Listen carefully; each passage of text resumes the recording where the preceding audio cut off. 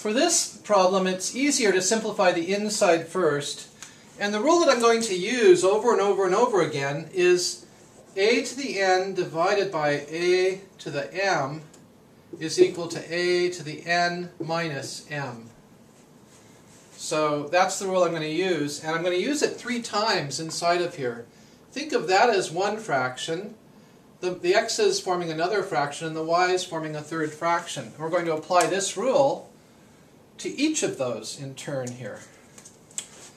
So we start with 2 to the exponent on top minus the exponent on the bottom. So the exponent on top is 3, and then we subtract the exponent on the bottom, which is minus 2. Notice that we're subtracting a minus 2. That's really going to be adding. So that's the 2's. The x's, we have 6 minus, because the exponent on top is 6, minus a negative 7. We're subtracting a negative 7. You're subtracting the exponent on the bottom, whatever it is, positive or negative, whatever it is, you just subtract it. In this case, it's a negative 7 that's getting subtracted from the 6 that was upstairs. In the y department, we've got a negative 8 upstairs, and we're subtracting the 3 from the negative 8.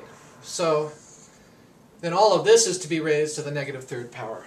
So there's our first step, using this basic property of exponents. And now let's continue.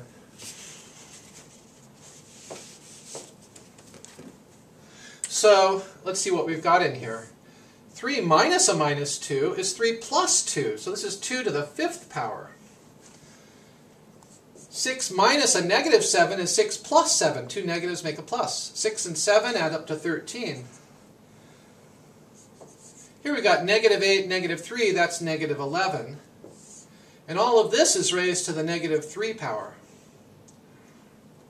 So now, things are looking a lot nicer than they were in the beginning. And now all we have to do is distribute this negative 3, multiplying it times each of these exponents.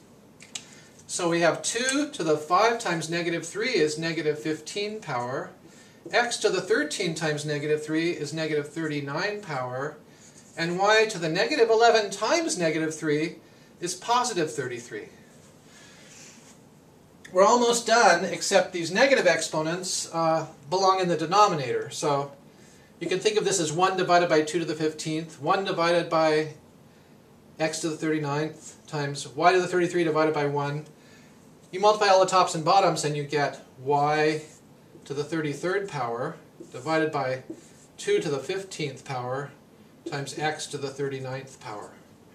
The way I prefer to think of it is the first 2 factors here were unhappy because they want to be in the denominator. So, okay, here they are in the denominator, and now they're happy, using that elevator rule.